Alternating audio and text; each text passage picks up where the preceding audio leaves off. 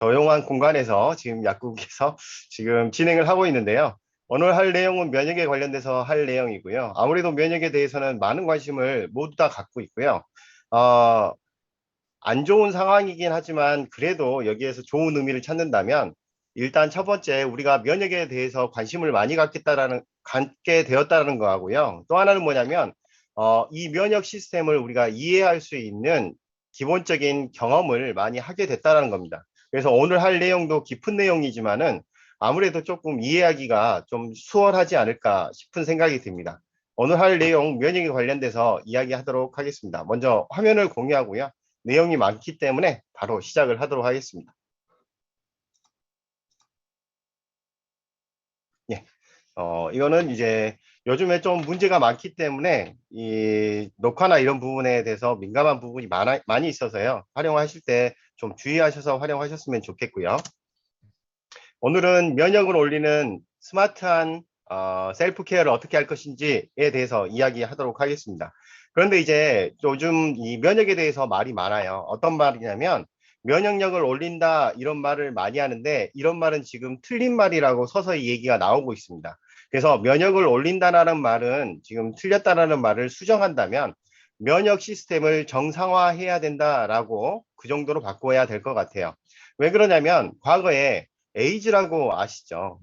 후천성 면역 결핍증입니다. 면역이 결핍돼서 면역을 높이는 게 1990년대부터 현재까지는 굉장히 면역을 높이는 게 중요했어요. 외부에서 균이 들어왔을 때 이것을 이겨내는 힘이 굉장히 중요하다고 생각을 했는데 최근에는 좀 상황이 달라졌습니다. 예를 들어서 우리가 자가 면역 질환이 많아졌고요. 자가 면역 질환 같은 경우는 나의 면역 반응이 너무 심하게 일어나서 내 세포를 파괴하는 그런 현상이 지금 자가 면역 질환의 일환이고 류마티스라든지 여러 가지 자가 면역 질환이 이 면역이 잘못돼서 균형이 무너지고 과잉 반응을 해서 일어난 거고요. 심지어는 우리가 알고 있는 코로나도 후유증이라든지 그 다음에 그 기도에 의해서 숨쉬기가 어렵고 호흡곤란에 의해서 폐렴으로 돌아가시는 분들, 그런 분들이 대부분 면역 반응이 과하게 일어나서 그런 분들이 되게 많습니다. 그래서 면역력을 올린다라는 말은 원래 이제는 바뀌어서 면역 시스템을 높은 사람은 내리고 낮은 사람을 올리는 면역 시스템의 정상화다. 이렇게 이야기를 바꿀 필요가 있다는 거죠. 그런 생각을 하고 스마트의 셀프 케어, 내 스스로 나를 위해서 방금 좋은 말씀을 해주셨는데 건강은 내가 지켜야 된다. 그래서 나를 위해서 셀프 케어를 어떻게 해야 될지 그런 부분을 알도록 하겠습니다. 그래서 가장 중요한 면역 체계, 즉 이뮨 시스템이라고 하는데요. 이 면역 체계가 어떠한 것인지 알게 해야 되고 이 면역 체계에 대해서 정상화를 할 수 있는 방법들이 어떤 방법이 있냐라고 했을 때 크게 세 가지로 운동과 그다음에 마이크로바이옴과 면역에 필요한 영양소 이 세 가지로 나의 셀프 면역 시스템을 정상화할 수 있겠다라고 할 수 있겠습니다. 일단은 면역 체계가 어떤 건지를 먼저 알아봐야 되겠죠. 면역은 이제 한자로 쓰면요. 면할 면자에다가 제가 전염병 역자라고 썼는데 원래는 이제 연병 역자라고 합니다. 이제 연병이 욕은 아니고요. 질병 중에 하나예요. 그런데 그게 굉장히 전염성이 강한 질환이었는데 그거 전염병을 면하는 게 면역입니다. 그 다음에 이제 한자 말고 이제 동양에서 이렇게 면역이라는 글자를 썼다라고 하면 서양에서는 어떤 말을 썼냐면 이뮨이라는 것을 썼어요. 그래서 이뮨이라든지 뭐 이뮨 디펜스 이렇게 했을 때 이뮨이 면역을 의미합니다. 거기에서 앞자의 임은 아니라는 뜻이에요. 그래서 우리 임파서블 할 때 파서블은 가능하다. 임파서블은 불가능하다. 그런 뜻처럼 뮨이 나누어 가지다라는 뜻이고요. 임은 아니다라는 뜻입니다. 그래서 나누어 가지지 않는다라는 거죠. 두 말의 공통점은 우리 어원에서 공통점을 찾아볼 수 있는데 두 말의 공통점은 이렇게 정리를 할 수 있겠어요. 어떤 사람은 병에 걸리고 나는 병을 면하거나 또는 병을 나누어 가지지 않는 게 바로 나의 면역 시스템입니다. 그래서 병에 걸리지 않는 게 바로 면역 시스템이라고 과거부터 생각을 해왔었죠. 그러면 이제 면역 시스템, 즉 면역 체계를 알아내기 위해서 우리가 실험을 해본 것을 한번 꼼꼼히 한번 따져보도록 할게요. 여기 보시는 것과 같이 이제 쥐 두 마리를 두 그룹으로 나눕니다. 한 그룹과 두 그룹, 이제 두 A라는 그룹과 B라는 그룹이 있는데 둘 다 똑같이 키웠어요. 실험실에서 같은 먹이를 먹고 자라게 하고요. 그 다음에 같은 상황에서 뭐 같은 운동을 하고 같은 공간에서 키웠는데 딱 한 가지, 딱 한 가지가 뭐냐면 그건 나중에 공개를 하도록 할게요. 딱 한 가지를 제외하고 모든 것을 동일하게 쥐 두 마리 그룹을 나눠서 이렇게 키우게 됩니다. 키우고 나서 어떻게 했냐면 쥐에게는 좀 치명적인 게 인플루엔자 A 바이러스라는 독감 바이러스입니다. 이 독감 바이러스를 주사로 주입을 해요. 즉 병에 걸리게끔 병균을 침입시킨 겁니다. 주사로 집어넣었다는 것도 중요하고요. 그랬더니 어떤 일들이 벌어지냐면 일주일 후가 지나게 됩니다. 그런데 그룹 A는 생존율이 90%예요. 그렇게 많이 치명적이지 않았죠. 그 다음에 그룹 B는 90%가 사망을 하게 됩니다. 즉 10%의 성장률을 보이죠. 즉 왜 이런 일이 벌어졌을까라고 한다면 이게 바로 면역이라는 겁니다. 어떤 쥐는 병에 걸리고 어떤 쥐는 병에 걸리지 않은 거. 그게 바로 어떤 것 때문에 그랬을까? 동일한 바이러스임에도 불구하고 병에 걸리지 않은 게 이게 바로 이뮨이라고 할 수 있는 거죠. 그러면 이 차이점, 두 A라는 쥐하고 B라는 쥐의 차이점은 어떻게 했냐면 지금 B라는 쥐는 태어날 때 원래 우리 꼬맹이들도 엄마의 뱃속에서 나올 때 처음으로 마이크로바이옴을 이식을 받을 때 엄마의 산도로부터 받죠. 그렇기 때문에 그 마이크로바이옴을 이식을 받지 못하게 하기 위해서 먼저 제왕절개를 합니다. 절개를 해가지고 꺼냈고요. 그 두 번째는 뭐냐면 항생제를 계속해서 먹이면서 장내 미생물이 존재하지 않게끔 무균 상태의 쥐를 만들어 버렸어요. 그랬더니 정상적인 쥐 같은 경우는 90% 생존율을 보였지만 마이크로바이옴이 완전히 파괴된 쥐는 생존율이 10%밖에 안 됐다는 겁니다. 즉 나의 면역 시스템, 병을 피하는 그런 시스템은 장에서도 올 수 있다는 거죠. 장뿐만 아니라 여러 가지 나의 인체 대사에 의해서도 이런 면역 반응이 달라질 수 있다는 거, 그것을 이 실험에서 알 수 있는 겁니다. 그렇다면 이제 우리의 면역 체계, 어떤 체계를 가지고 있는지 먼저 알아볼 텐데요. 체계라는 말은 어떤 곳에서 많이 쓰냐면 가장 쉽게 생각한다면 우리나라의 방어 시스템이라고 생각하시면 돼요. 방어 시스템. 즉 우리의 방어 시스템은 어떻게 되어 있냐면 육군, 공군, 해군, 그 다음에 뭐 여러 가지 군으로 나눠서 뭐 심지어는 포병이라든지 이런 식으로 나눠서 이 방어 시스템을 가지고 있는 우리 몸의 면역 체계, 그 체계를 육군이 어떤 역할을 하고 그다음에 공군은 어떤 역할을 하는지 알아볼 필요가 있는데요. 그쪽에서 먼저 선제적으로 즉각적으로 공격을 방어하는 애가 누구냐면 선천적 면역 시스템이 있고요. 그 다음에는 완전히 콕콕 집어서 거의 1대1이라고 해야 될까요? 그러니까 콕콕 집어서 적재적소에 공격하는 게 바로 후천적 면역 시스템입니다. 이것을 일반적으로 뭐 항체 면역이라고도 하고요. 림프 면역이라고도 하죠. 그럼 이제 먼저 선천적 면역을 알아볼 텐데요. 선천적 면역은 엄마로부터 받은 또는 인간이 먼저 태어날 때부터 받는 면역 방어 시스템이라고 생각하시면 돼요. 대표적인 게 뭐냐면 피부 생각하시면 됩니다. 이 피부는 우리 몸에서 외부의 균이 못 들어오게 막아주는 역할을 하고요. 그 다음에 점막도 마찬가지죠. 우리 코에라든지 위 점막이라든지 여러 가지 점막들은 외부의 균이 들어왔을 때 딱 정체를 시켜가지고 내 세포 안으로 들어오지 못하게 하는 것들, 이런 것들이 선체 면역에 포함이 되죠. 그러면 앞서 제가 실험을 보여드렸잖아요. GAG, GBG 이렇게 해가지고 두 그룹에 있는 G를 인플루엔자 A 바이러스에 노출시켰을 때 이것을 만약에 공기 중에 노출시킬 수도 있었어요. 공기 중에 노출시키면 어떻게 되냐면 우리의 코로 들어와 가지고 코 점막이나 폐 점막에서 끈적끈적하게 달라붙은 다음에 이게 만약에 기침을 하거나 가래를 뱉게 된다면 이 인플루엔자 바이러스가 선천 면역에 의해서 밖으로 튀어나와 버리겠죠. 그래서 쥐 실험을 할 때 바이러스를 주사로 투입한 이유는 뭐냐면 선천적 면역에 의해서 영향을 받지 않게끔 해서 피부를 통과시켜서 주사로 투입을 했던 겁니다. 먹이라든지 공기 중으로 하지 않았던 것은 선천적 면역 시스템에 의해서 내 자체 면역에 의한 게 효과가 덜 나타날까봐 그런 식으로 했다라고 생각하시면 돼요. 반대로 얘기한다면 우리는 피부나 점막을 통해서 외부의 균을 어느 정도는 막고 있다는 겁니다. 두 번째는 뭐냐면 체온 같은 경우에 바이러스 같은 경우 체온이 높아지게 되면 이 바이러스 공격을 잘 할 수도 있고요. 또 하나는 뭐냐면 바이러스에 대해서 어느 정도 번식하는 거나 이런 것을 막을 수가 있습니다. 뭐 간단한 거죠. 알레르기 반응 중에서도 하나이기도 하는데요. 우리 예를 들어서 모기에 물린 적 있으실 겁니다. 모기에 물렸을 때 모기에 물린 데를 완전히 그 따뜻한 숟가락이나 이런 것을 데워가지고 꾹 누르게 되면 그쪽에 모기가 빨갛게 모기 물린 자국이 빨갛게 되는 게 훨씬 더 빨리 회복을 하는 것을 알 수가 있기도 해요. 그러니까 체온이 높아지게 되면 우리의 면역 시스템도 높아지기도 하고 균에 대해서도 어느 정도 저항을 잘 하게 되는데 이 체온을 높이는 것도 우리 몸의 방어 시스템 중에 하나입니다. 그래서 우리가 상처가 나면 상처 난 부분이 굉장히 따끈따끈해지고 열이 나르고 그렇게 하는 이유도 바로 이 부분이라고 할 수 있죠. 그 다음에 뭐냐면 이제 공생미생물입니다. 공생미생물의 대표적인 게 여기 다 알고 계시겠지만 이게 바로 프로바이오틱스에 의한 마이크로바이옴 형성이라고 생각할 수 있어요.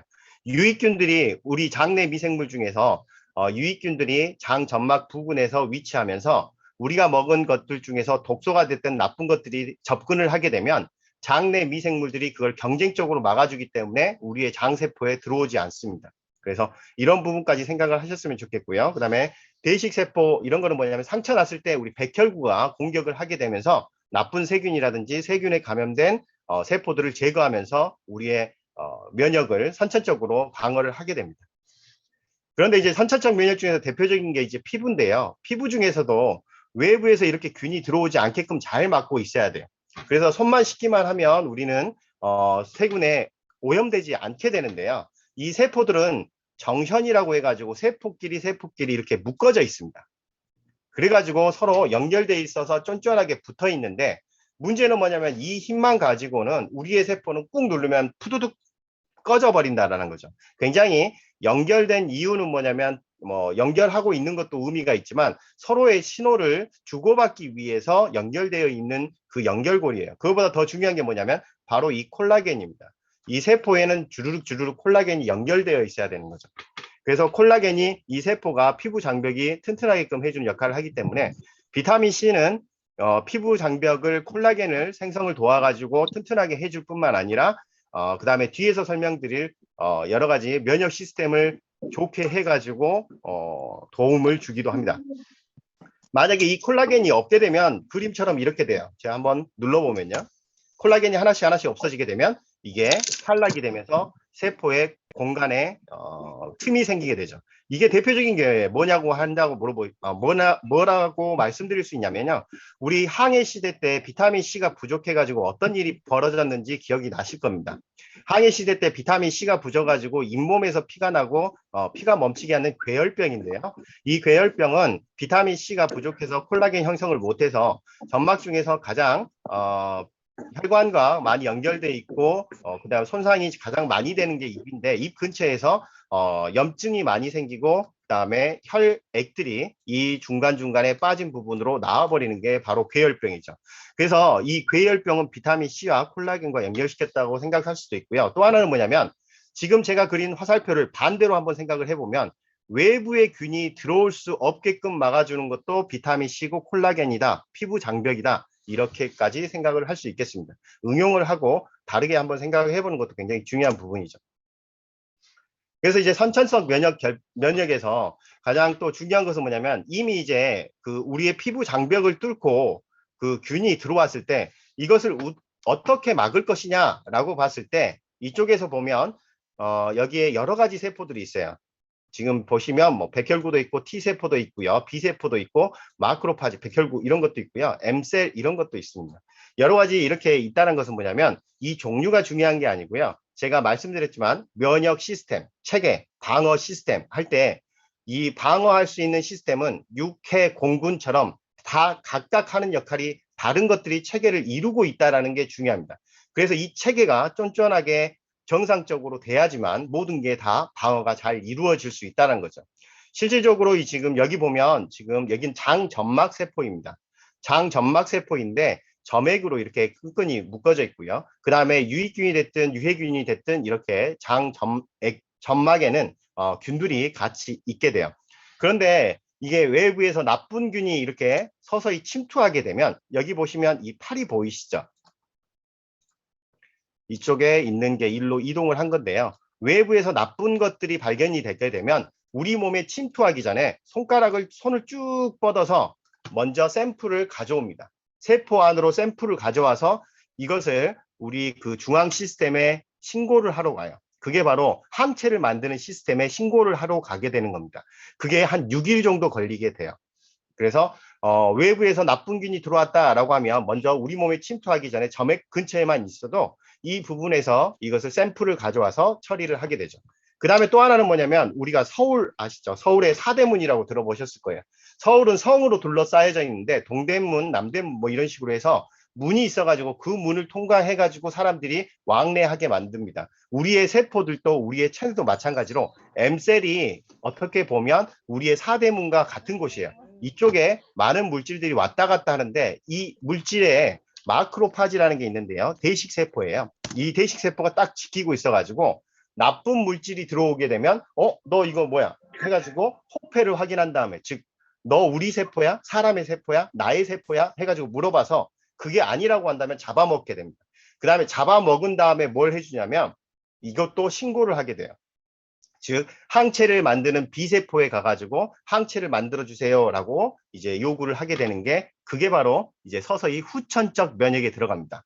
자, 선천적 면역은 피부가 됐든 뭐가 됐든 먼저 막는 거고요. 샘플을 해가지고 걷어내는 거, 그 다음에 내가 아닌 것을 잡아먹는 게 다 선천적 면역인데 이것을 샘플을 가지고 중앙정부에 가서 신고를 해서 항체를 만들어 주세요라고 하는 게 이제 후천적 면역에 들어가는 거죠. 그런데 우리 몸이 이제 뚫려버릴 수도 있겠죠. 지금 여기 그림을 보시게 되면 지금 점막이 이렇게 여기까지만 있고 점막이 이쪽 부분은 완전히 뚫려버렸어요. 뚫려가지고 이 나쁜 밖에 있는 박테리아들이 이렇게 들어오게 됩니다. 들어오게 되면 어떻게 되냐면 이쪽에 있는 뉴트로필이라는 어떤 거냐면 호중구라고 하는데요.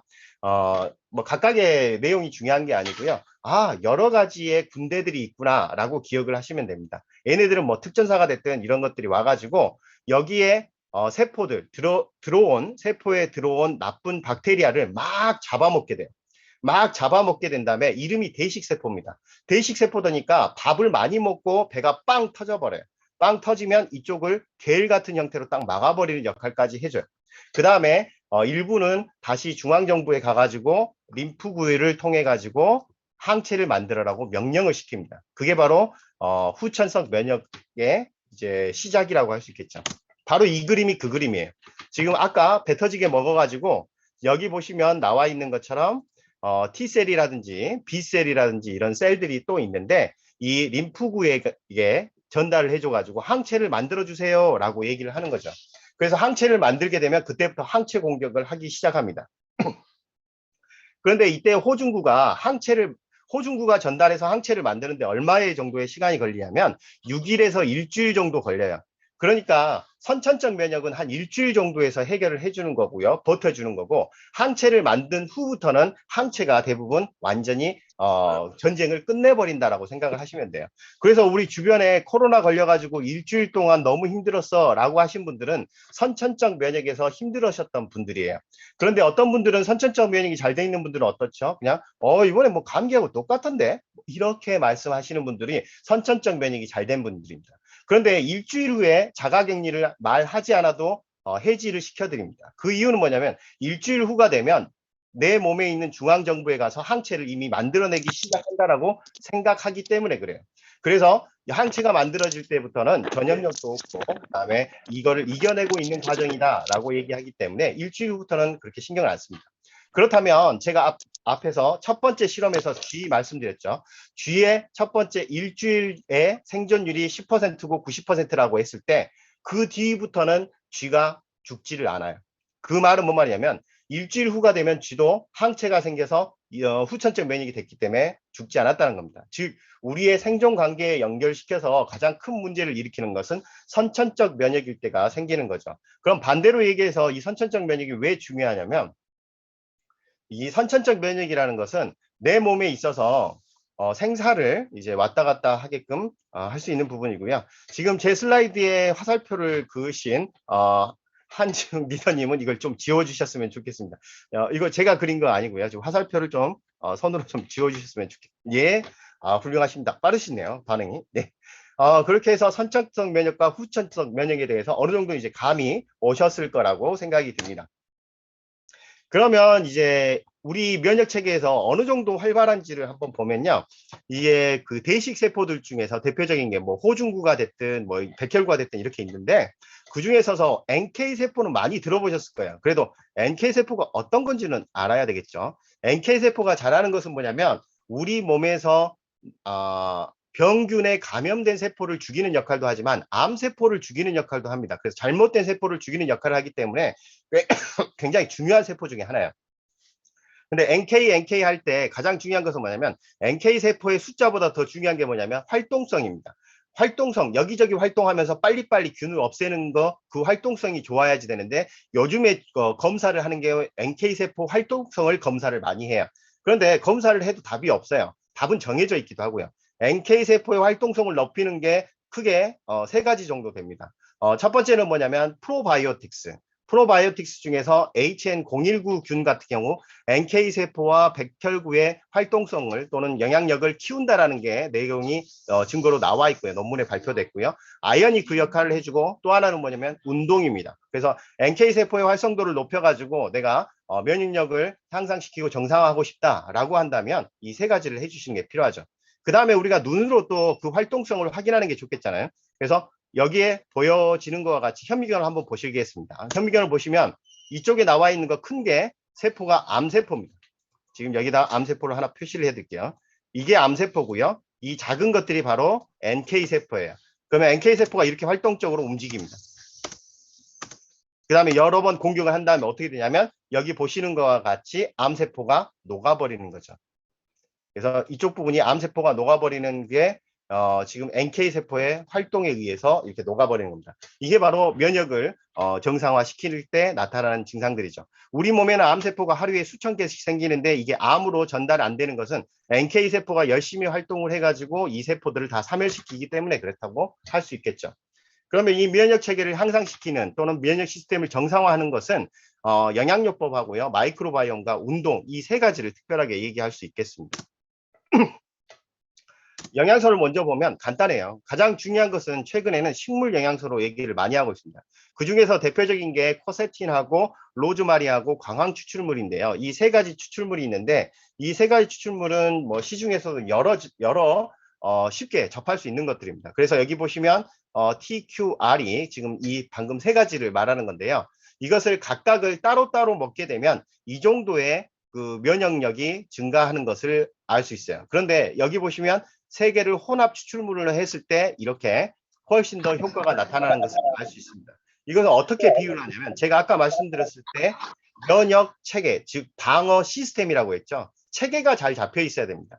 우리의 몸에서 예를 들어서 어떤 물건을 운반한다라고 가정을 해볼게요. 그러면 화물차에 물건을 실어주는 사람이 있어야 되겠죠. 그 다음에 화물차를 운전하는 사람이 있어야 되고요. 그 다음에 이 화물차가 도착을 했을 때 물건을 내려주는 사람이 있어야지 운반을 잘 할 수 있을 겁니다. 그런 것처럼 여기에 광황 추출물이라든지 로즈마리라든지 코세틴이라든지 이런 것들이 각각 하는 역할이 다르기 때문에 인원의 배분도 잘 해야 된다는 거고 혼합으로 다 같이 있어야지 면역 시스템이 잘 된다는 거죠.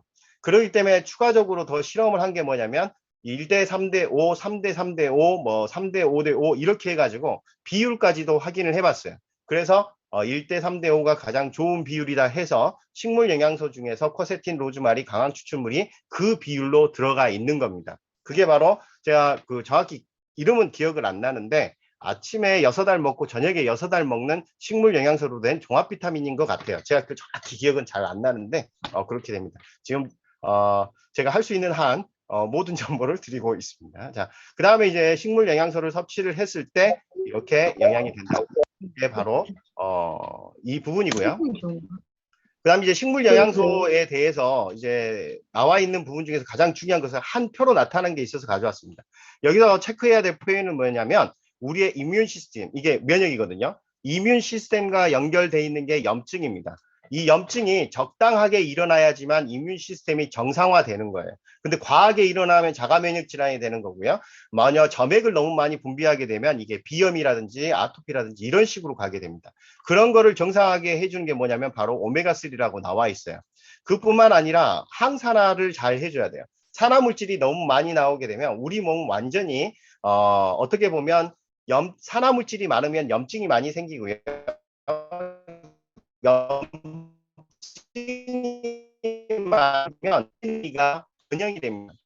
산화물질을 많이 만들게 돼요. 그럼 또 염증을 많이 만들죠. 이렇게 해서 이게 지금 악순환이 될 수 있는 부분이 있고요. 악순환을 끊어주는 게 바로 영양요법으로 비타민 A, C, E, 그 다음에 여기에 보면 이게 페놀이라고 써져 있는데 이 부분이 바로 식물 영양소를 얘기하는 부분이라고 할 수 있겠어요. 식물 영양소가 노화 방지뿐만 아니라 산화적 스트레스, 그 다음에 이뮤 시스템, 염증 이런 부분까지도 영향을 미친다는 것을 알 수 있습니다. 그뿐만 아니라 추가적으로 비타민 D 같은 경우에는 바이러스가 복제하는 것을 또 막아주는 역할을 해줘요.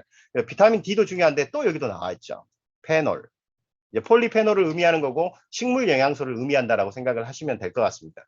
그 다음에 식이섬유는 마이크로바이옴에 영향을 미쳐가지고 단세지방산을 통해서 염증을 없애주는 역할도 해준다까지 기억을 하시면 이 부분 한글로 지금 제가 정리를 해놨습니다. 이쪽 부분이 다 연결되어 있다라고 할 수 있겠어요. 그림으로 다 설명을 드렸고요. 그 다음에 이제 최근에 나와 있는 이게 다 어떤 거냐면 지금 최근에 그 코로나 바이러스라든지 이런 부분에 대해서 가장 큰 문제가 뭐였냐면 사이토스톰이라는 거였어요. 사이토스톰이라는 것은 뭐였냐면 이 사이토카인은 우리 몸에서 염증을 일으키게 하는 신호 물질이라고 보시면 돼요. 그런데 적당히 나와야 돼요. 적당히 나왔을 때 어떻게 되냐면 이 감염된 세포 앞에 달라붙어 가지고 면역세포가 너 안 돼, 안 돼, 안 돼 하면서 죽어버리게 만드는 게 사이토카인입니다. 근데 문제가 뭐냐면 스톰으로 해가지고 너무 겁이 나가지고 막 뿜어내버려요. 뭐 비바람 치듯이 정상적인 지금 여기 보시면 세포가 감염된 게 하나인데 정상적인 세포까지 와가지고 막 지금 비를 뿌려버리는 게 사이토카인 스톰이었고 코로나19에 걸려가지고 여러 그 사람 사망률이 높게 한 게 바로 이 증상 때문에 그렇습니다. 그래서 면역력을 정상화해야지만 이런 것들을 예방할 수 있고 사이토카인에 대한 폭풍우가 몰아치지 않겠다라는 얘기를 굉장히 많이 하고 있고요. 그 부분에 대해서 얘기하는 게 이겁니다. 지금 TH1, TH2 이거는 나중에 마이크로바이옴 할 때 제가 설명을 또 따로 강의할 때 따로 드리고요. 오늘은 이제 면역 쪽이니까 플라보노이드나 식물 영양소를 섭취를 하게 되면 이게 균형을 잘 잡아가지고 염증 반응이나 이런 게 적당하게 일어나게 해준다라고 얘기를 많이 하고 있어요. 그래서 이 논문뿐만 아니라 다른 논문을 찾아봐도 플라보노이드라든지 식물 영양소에 대해서 굉장히 면역의 정상화에 대해서 언급을 많이 해주고 있습니다. 자, 그 다음에 이제 비타민 C로 넘어와서요. 비타민 C 아까 설명을 해드렸던 건데 다시 한번 확인을 해보면 이렇게 정세현으로 해가지고 꼭 이제 점으로 딱딱딱 용접하듯이 연결이 되어 있지만 이걸로는 부족하다고 했습니다. 그래서 진피층에 있는 콜라겐이나 이렇게 다양하게 그물망으로 해서 연결을 잘 잡아줘야지 내 피부가 무너지지 않고 건강하고 이런 부분을 유지할 수 있다는 거고요. 실험을 통해서도 알 수도 있듯이 이 부분 보면 진피층이 이렇게 두꺼워지는 것을 확인할 수 있어요. 그게 바로 비타민 C입니다. 비타민 C를 복용을 하게 되면 이렇게 좋은 진피층이 두꺼워지면서 내 피부가 탄력하고 쫀쫀해질 뿐만 아니라 외부에 있는 균이 내 피부로 진입을 못하게끔 해준다는 거죠. 이렇게 두꺼워지는 것을 또 확인을 했습니다. 그뿐만 아니라 이거는 조골세포기는 한데요. 세포에 어느 정도로 이렇게 활성도를 해주냐 또는 그러니까 증식을 하느냐 이런 걸 확인한 건데 먼저 이제 세포들을 먼저 파괴를 시켜서 이렇게 흘렁흘렁하게 만들었습니다. 그런 다음에 비타민 C를 섭취하겠더니 이렇게 사진으로 보시듯이 굉장히 촘촘해지는 것을 확인할 수 있어요. 그래서 내 피부도 쫀쫀해지고 튼튼해지고 꽉 찰 수 있게끔 하는 게 바로 비타민 C다. 이 비타민 C가 없어서 콜라겐이 부족해지고 이게 쫀쫀함이 없어져서 내 안에 있는 피가 밖으로 나가는 게 괴혈병이었고 밖에 있는 병균이 들어오는 게 감염이다. 이렇게 생각을 하시면 될 것 같습니다. 그 다음에 이제 비타민 C는 선천적 면역으로 해가지고 막아주는 역할도 하지만요. 또 하나는 뭐냐면 후천적 면역을 일으키고 전달해주는 역할도 해줘요. 지금 일단 먼저 여기 비타민 C가 하는 역할을 먼저 보면요. 우리가 피부에만 영향을 미치는 게 아닙니다. 여기 보시면 이쪽에 비타민 C가 있는 부분을 제가 동그라미 치면요. 가장 중요한 게 이 부분이에요. 이거는 뭐 당연한 거니까 넘어가면 우리가 어떤 세포가 감염이 될 수 있어요. 감염이 되면 그것을 그냥 무시해버리는 경우가 있습니다. 어떤 거냐면 우리나라에서도 남쪽 끝지방에서 어떤 사고가 터졌다고 생각을 해봤을 때 이 사고가 터진 것을 중앙정부에 보고를 안 하고 아유 복잡해지니까 신고하지 마. 쉬쉬. 아야야야 하지 마 하지 마. 이렇게 할 수 있는데 그렇게 하게 되면 우선은 내 면역 시스템이 작동을 안 하지만 언젠가는 큰 문제가 생기게 되겠죠. 그게 바로 이겁니다. 제가 동그라미 친 부분인데요. 이 부분은 어떻게 되냐면 어떤 감염이 됐다든지 손상을 받은 세포가 아이고 그냥 조용히 나만 죽으면 될 것 같아 라고 하면서 세포가 그냥 사멸해버리고 사라져버려요. 그런데 이렇게 되면 우리 몸에서 항체를 만드는데 6일이나 일주일 정도 걸린다고 제가 말씀드렸는데 이 시기가 늦어질 뿐입니다. 오히려 내 감염이 더 오래되겠죠. 그래서 이렇게 나 감염됐어요 라고 말을 하게 되면 대시세포가 팍 달라들어 가지고 이것을 먹은 다음에 신고하러 가는 거 그거를 잘 하게끔 해주는 게 비타민 C라는 겁니다. 그래서 이렇게 어려운 그림도 쉽게 이해하실 수 있을 거라고 생각이 들어요. 그 다음에 또 하나는 뭐냐면 이게 먹고 나서 이것을 T세포나 B세포 아까 항체 만드는 세포라고 그랬죠. 이 항체 만드는 세포에다 신고를 잘하고 그 다음에 그 과정이 잘 일어나게끔 하는 게 비타민 C다 이렇게 그래프로 나왔는데 그 내용만 이해하시면 될 것 같아요. 그 다음에 또 하나는 뭐냐면 항체는 단백질 덩어리입니다. 그래서 항체를 만들 때 단백질이 없으면 어떤 거하고 똑같냐면 우리가 전쟁하기 위한 욕망도 강해요. 그 다음에 꼭 이겨야겠다는 생각도 강하지만 우리가 우크라이나 전쟁을 봐서 알겠지만 총탄이나 미사일이 없으면 전쟁하기 굉장히 힘듭니다. 이 총탄이나 미사일에 해당하는 게 뭐냐면 아미노산 단백질이에요. 즉 아미노산과 단백질이 없으면 총탄이 없는 거랑 똑같게 되기 때문에 단백질 아미노산이 부족한 사람들은 항체를 만들 수도 없고 면역 시스템을 잘 발휘할 수도 없기 때문에 단백질 섭취가 굉장히 면역 체계 정상화에 중요하다고 또 할 수 있는 거예요. 그 다음에 또 하나는 이제 부차적인 것들입니다. 어떻게 보면 도움을 주는 것들인데요. 아까 큰 그림에서도 봤듯이 비타민 A, C, E, D, 아연과 셀레늄, 철분 이런 것들이 우리 몸에서 모든 항체를 만들고 면역세포를 조절하는데 중요한 역할을 한다는 것이 여기에 나와 있습니다. 지금 항체를 만들고요. 면역세포들을 지금 잘 만드는 게 바로 비타민 D다. 그 다음에 아연 같은 경우 예전에는 면역력을 높인다라고만 생각을 했어요. 근데 이 단어를 잘못 쓰게 되면 어떻게 되냐면 내 주변에 류마티스 관절염이라든지 자가면역 질환 때문에 고민하신 분들이 있어요. 건선이라든지 어떻게 보면 원형 탈모도 자가면역 질환 중에서 하나입니다. 그런 분들에게 면역력을 높여라 라고 한다면 어떡하지? 면역력을 높이면 내 증상이 더 심해지지 않을까? 라고 생각할 수 있어요. 그런데 이 아연이나 이런 것들은 TH1, TH2 뭐 이런 식으로 나와 있는데 면역이 어느 한쪽으로 치우치지 않게끔 조절해주는 역할을 해준다는 겁니다. 그래서 한쪽을 강화시켜주는 게 아니고요. 그게 지금 단어 선택에서 개념에 미치는 영향이 너무 커요. 그래서 면역력을 높인다라고 하지 마시고요. 면역력을 정상화하시는 게 왜 그러냐면 과거보다 지금 자가 면역 질환이 훨씬 더 많습니다. 그렇기 때문에 면역력의 정상화가 더 중요한 포인트라고 할 수 있겠죠. 그래서 파이토케미칼과 비타민, 미네랄 모두 포함하는 식물 영양소가 제가 보기엔 최적합이고요.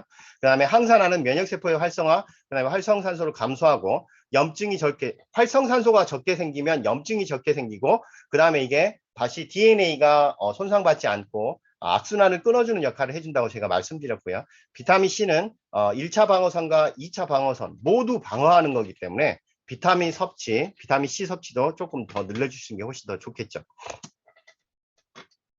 그 다음에 또 하나 이제 마이크로바이옴입니다. 아까 첫 번째 실험에서 보셨듯이 마이크로바이옴이 잘 돼야지 우리 면역체계가 잘 된다는 것은 거의 실험을 통해서 또는 많은 논문을 통해서도 나와 있는 거고요.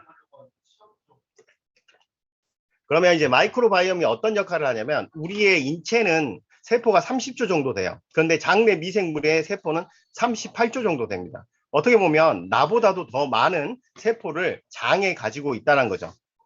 그리고 유전자로만 따지면 3만에서 4만 정도로 사람이 가지고 있는데 마이크로바이옴은 330만 정도 가지고 있어요. 훨씬 더 뭐 150배 정도 더 많이 가지고 있다라고 생각을 하시면 됩니다. 유전자가 뭐가 중요하냐라고 할 수 있는데 유전자를 가지고 단백질이나 신호물질을 만들어요. 그러니까 내가 만드는 신호물질보다 오히려 장에서 만들어지는 신호물질, 특히 단세지방산이 훨씬 더 많고 우리의 면역체계에 더 많은 영향을 미치고 내 생명에도 영향을 미칠 수 있다라는 겁니다.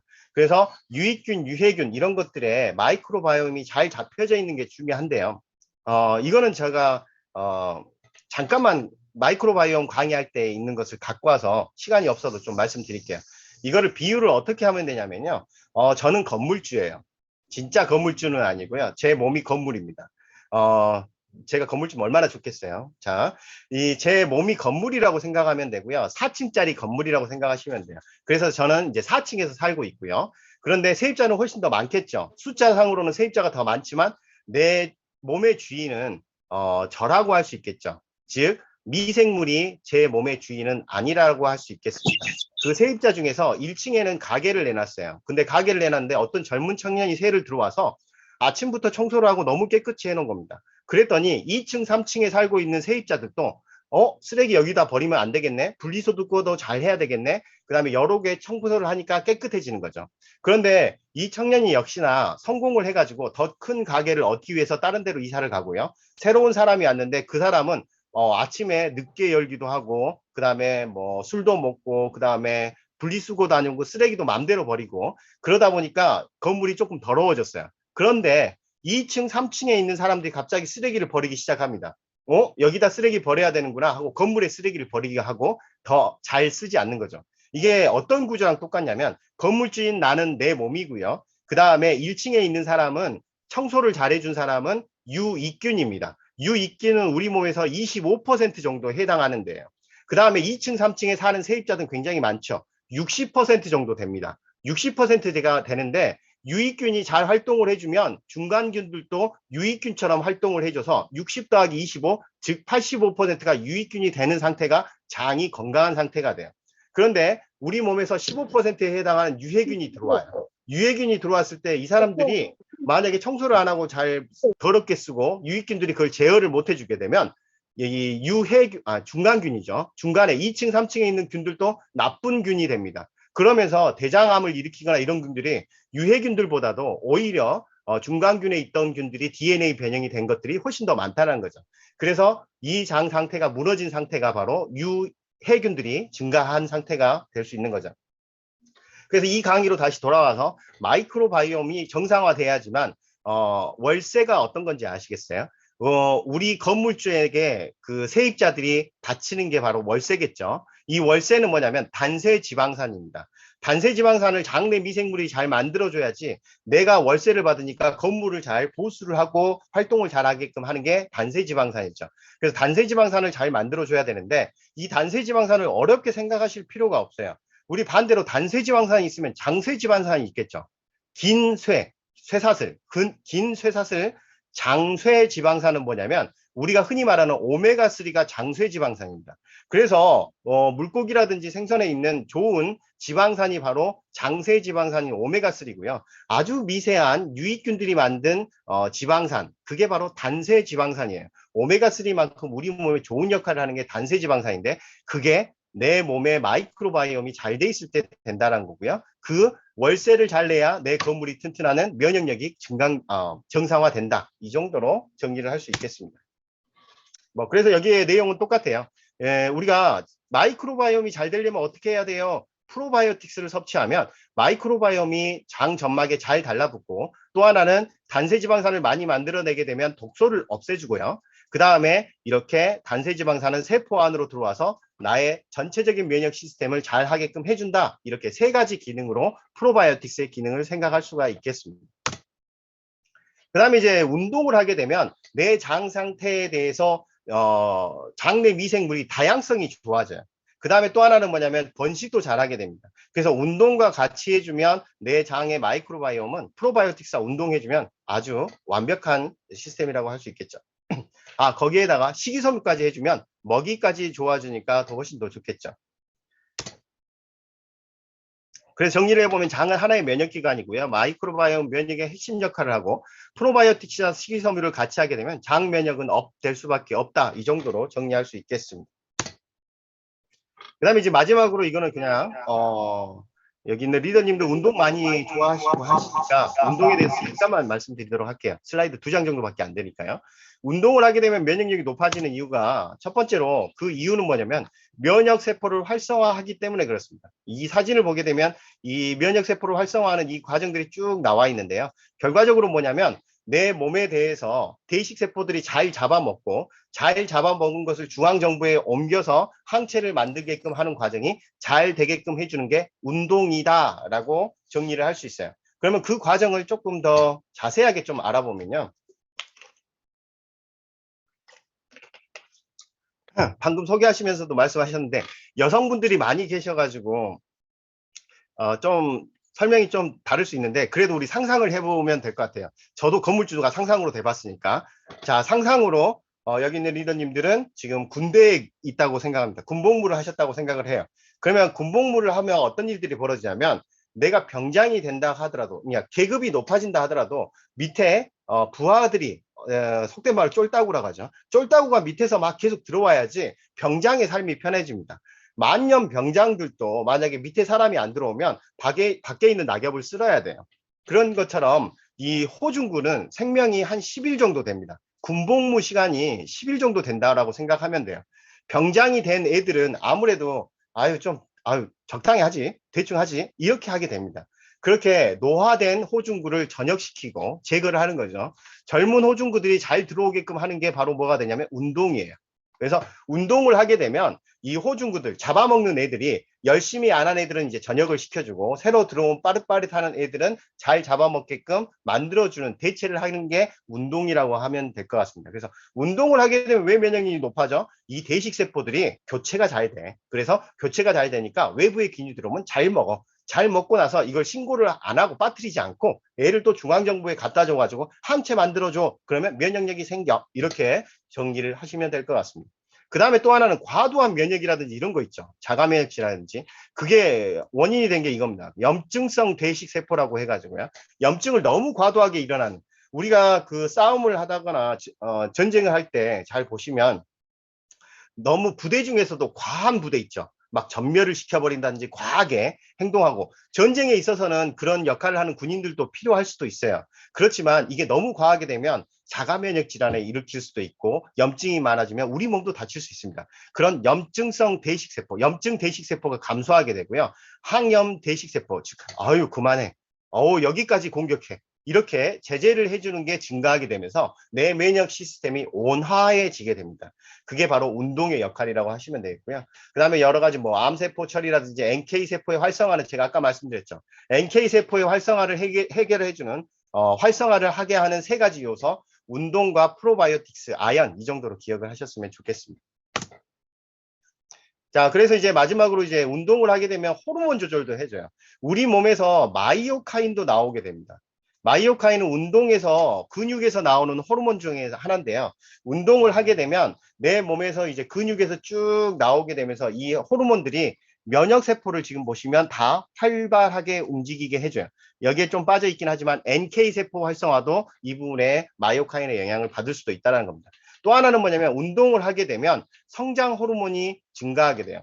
성장 호르몬은 내가 키 크게끔 할 때 나오는 호르몬이 아니에요. 어른들에게도 나오는데 아이 꼬맹이들한테도 많이 나오고 그 꼬맹이들이 성장 호르몬이 많이 나왔을 때 키가 컸기 때문에 이것을 성장 호르몬이라고 이름을 붙인 거지 얘는 성장 호르몬이라고 이름 붙여지기를 싫어하는 애입니다. 어른들에게도 충분히 나오는 거예요. 면역에도 관련돼 있고 애를 다시 이름을 붙인다면 성장 호르몬은 세포를 정상화하는 호르몬이다. 세포를 다시 회복시켜주는 호르몬이다 라고 할 수 있고요. 세포를 회복시켜주면서 흉선도 크게 해주고 그 다음에 또 하나는 면역세포도 향상시켜주는 역할도 해줘요. 여기 보시면 두 가지 그림도 나와 있고요. 여기 보면 HIV, 즉 에이즈에 대해서도 성장 호르몬이 미치는 영향이 크다라고 나와 있습니다. 에이즈 환자에게 성장 호르몬을 투여를 했더니 치료가 어느 정도 호전됐다는 것도 나와 있는 거예요. 그 다음에 또 하나는 뭐냐면 성장 호르몬이 나왔을 때 반대로 없애주는 게 뭐냐면 코티솔을 정리를 해줘요. 즉 코티솔 스트레스 호르몬이죠. 우리가 스트레스를 받게 되면 이 스트레스 호르몬이 운동을 하게 되면 적어지게 됩니다. 그러면서 전체적으로 면역이나 이런 것에 다 영향을 미치게 되면서요. 좋은 역할을 해주는 거죠. 그래서 코티솔이 왜 면역에 안 좋은 역할을 하지라고 할 수 있는데 코티솔은 원래는 좋은 겁니다. 원래는 좋은 거예요. 왜 그러냐면 얘기를 좀 시간이 정말 없잖아요. 지금 시간이 없어서 제가 조금 더 시간을 쓰도록 하겠습니다. 자, 코티솔 같은 경우 잘 보시면 스트레스 호르몬이라고 하는데 이것도 좀 코티솔한테는 미안한 얘기입니다. 조금 성장 호르몬처럼 우리 기준으로 이름을 너무 붙인 거예요. 코티솔은 스트레스 호르몬이라고 하기보다도요. 어떻게 보면 생존 호르몬이라고도 해요. 위협 호르몬. 그게 뭐 스트레스 호르몬 맞네요. 다시 돌아와서 스트레스 호르몬이라고 하는 내용은 뭐냐면 내가 외부에서 큰 동물, 나를 사냥할 수 있는 동물을 만났다든지 위험에 빠지게 되면 나는 갑자기 뛰어야 될 상황이 있습니다. 그 뛰어야 될 상황에서 도망가야 될 상황이죠. 도망가야 될 상황에서 혈압을 높여야 돼요. 그 다음에 혈당을 높여서 근육이 계속해서 더 오랫동안 뛰게끔 해야 됩니다. 그 다음에 어떠한 상황이 될지 모르니까 내가 스트레스를 받게 되면 이것을 지방으로 축적해놔서 내가 장기적으로 생존할 수 있게끔 영양분을 저장을 해야 되는 게 스트레스 호르몬 코티솔의 역할이에요. 그런데 문제는 뭐냐면 이 코티솔이 쑥 나와가지고 쑥 떨어져야 됩니다. 그게 바로 정상적인 사람이에요. 근데 만성 스트레스를 받게 되면 이 코티솔이 쑥 올라서 쑥 떨어지는 게 아니라 쑥 많이 올라오지도 않아요. 그리고 많이 내려가지도 않습니다. 그래서 혈중에 코티솔 농도가 계속해서 많이 있는 상태가 되면 이게 바로 만성 염증에 해당하는 상태가 됩니다. 그러면 이 상태가 어떻게 되냐면 약으로 제가 약국에 있으니까 약으로 한번 설명을 드릴게요. 우리 코티솔은 약물로 따지면 스테로이드 약물입니다.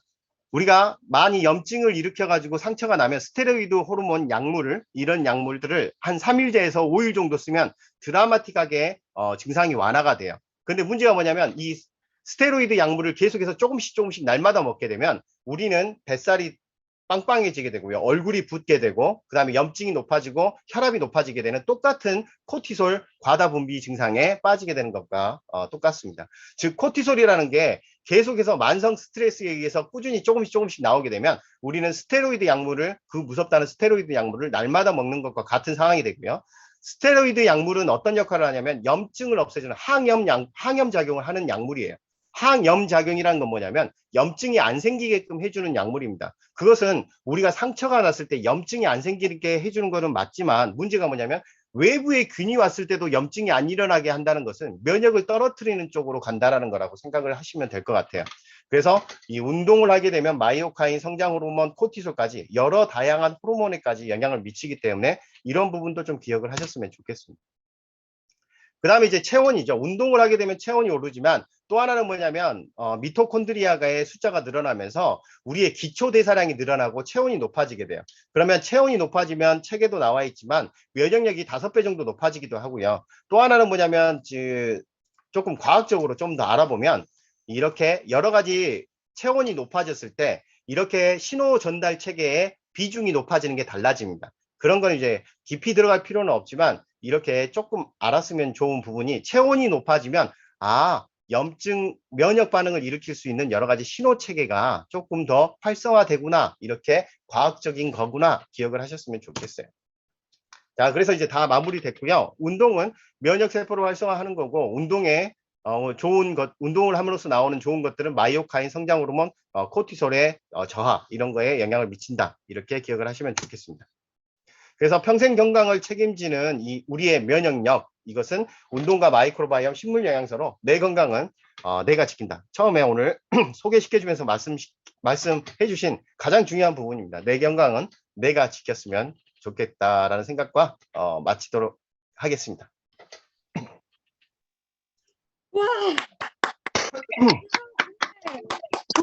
대단하세요. 그쵸? 선생님 정말 50분 동안을 쉼 없이 그냥 저는 군대 얘기가 이렇게 재밌는 거를 오늘에서야 더하시도 알았습니다. 정말 너무 유익하고 유쾌하고 저도 저기 선생님도 숨 안 쉬시고 막 강의하셨지만 저희 리더님들도 숨 안 쉬고 막 필기하셨죠. 정말 하나도 놓칠 게 없었던 너무 대단한 강의였는 것 같습니다. 다시 한번 큰 박수 부탁드리겠습니다. 네, 감사합니다. 네, 내 건강은 내가 지킨다. 이제 우리 모두의 스폰서님이신 오영호 스폰서님을 모실 때 큰 박수 부탁드리겠습니다. 안녕하세요. 서익한 약사님 너무너무 감사합니다. 감사합니다. 정말 듣고 들으니까 그렇게 빠른 거를 그래도 몇 프로를 알아들을 수 있다는 게 정말 제가 생각해도 기적인 것 같아요. 처음에 들었을 때는 진짜 막 적지도 못하고 듣긴 들었는데 무슨 얘기인지도 모르고 정말 그랬는데 계속 이렇게 여러 번 들으니까 그래도 오늘 말씀해 주신 것 중에 그래도 정말 다행이다. 우리가 그거 다 먹고 여러분 다 잡숫고 계시죠? 예? 다 잡숫고 계시죠? 예, 오늘 특별히 비타민C 한 5알하고 오메가3 한 3알은 또 특히 플러스로 더 드시고 주무시면 좋을 것 같네요. 저도 생각한 게 맨날 먹는 거 외에 오늘 저녁엔 조금 더 먹어야 되겠다라는 생각을 하게 됐고요. 아까 스트레스 얘기도 했는데 우리가 사업이 성장하면 스트레스는 다